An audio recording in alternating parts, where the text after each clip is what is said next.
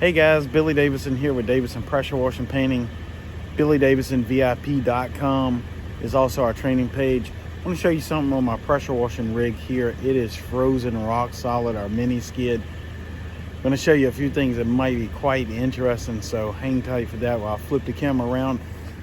I'm actually out here. It's extremely early in the morning. It is still well below freezing. I just checked the temperature when I walked out here. It was right at 19 degrees. This is really unusual for us. So I want to show you something about soft wash skid here, just so you know what to expect if you run across any freezing temperatures. I'm just out here warming up the Tundra because we got to go to the shop and check on things there. We're out of room in our shop, so this skid was loaded down with SH and water and of course everything else in the truck. And I took a very calculated risk. We'll see how it pays off or plays out here in the next couple of days when we thaw out. Just to give you a little backstory, our shop is slam full with parking lot striping machines, our pressure washing trailer, other soft washing units, and some other smaller pressure washers. We had no room to put this truck anywhere.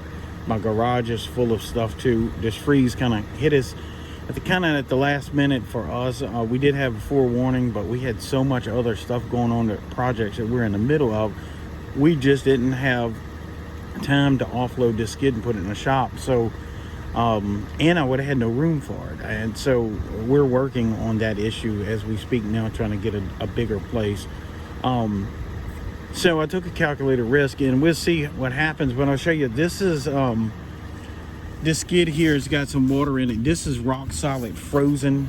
It's been cold like this for over 24 hours. My little external drum here, little 15-gallon mini drum I got, it has water in it. It's frozen solid down at the bottom. I knew that, you know. The main thing I want to show you here is these GF valves and this sodium hypochlorite.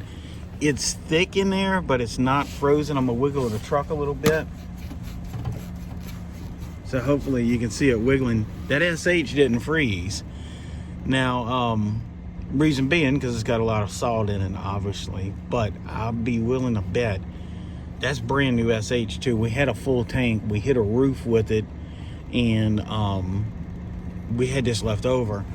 Now, I'm expecting this SH is not 12% anymore. It's probably, you know, usually it stabilizes around that 6 or 8. So I could do a roof with it, you know, at some point in the future, but I would probably just use this to do something else, a soft wash and pre-treat, whatever. I probably wouldn't even put it on a roof just because it's not as hot. No pun intended, man. It is cold out here. It's 19 degrees with a slight breeze. So my soap tank is froze up. And like I say, guys, this is a risk that I knew I was taking, but I had no other options to put this anywhere.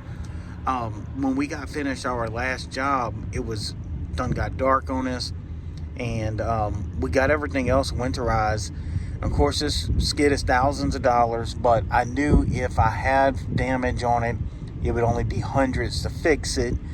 You know, whether it's my GF valves that are popped, which is highly likely. I mean, I did try to push some air through it with an air compressor, but obviously you can't get everything out. There was no antifreeze in a couple spots that we went and checked. And, you know, it's just one of those spur of the moment things. I told my guys, I was like, you know what? It's a calculated risk. I was ready to get home. I had things to take care of at home here, you know, and those parking lot striping machines. One of them had latex in it. Both of them had latex in it. And the other two had solvent base. So we had to protect the ones that had the latex in it, because obviously that's water-based, and those are expensive. That would have been $12,000, $13,000 to replace both of those units.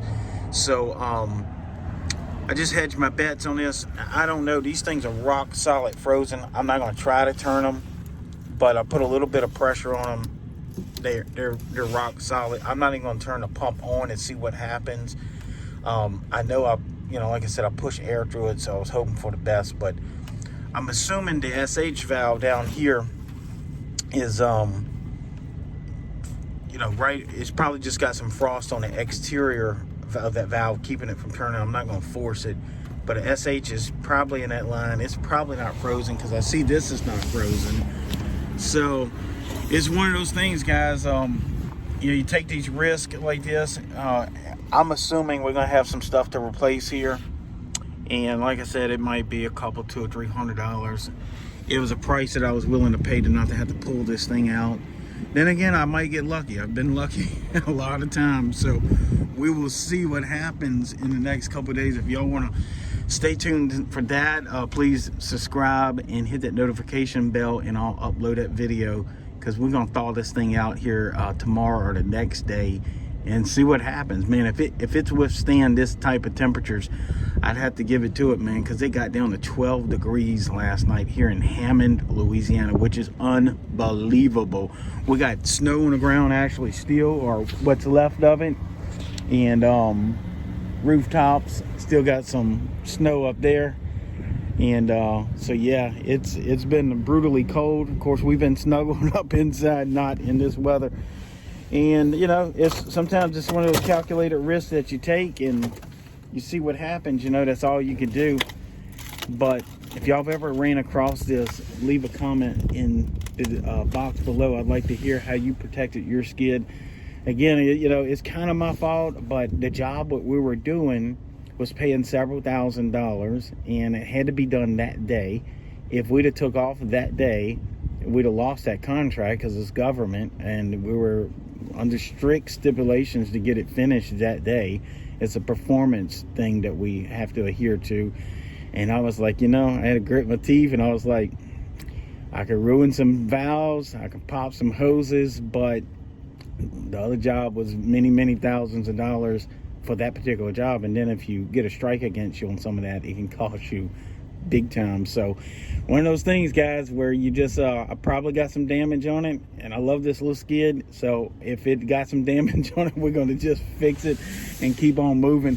I did leave my hose down and open right there. I got the lift out. All that is rock solid frozen. Like I said, it's 19 degrees, so I don't even want to open that box. I don't know what's going on in there, so it should be fine. The hose is stiff. I didn't even really try to move it, because with it being stiff and brittle, that'd be just more damage I'm causing. But anyway, the SH is still liquid. The water on this side is rock solid, and this is the way it rolls, you know. So I'm hoping for an early spring. And one good thing, the tundra crunk right up, so that's always a good thing. Guys, anyway, I'm Billy Davison here with Davison Pressure Washer Painting. Please check out our training page if you're looking to help grow your pressure washer business. Some very uncommon ways you can market to some of your clients at BillyDavisonVIP.com. And I hope to see you in the next video.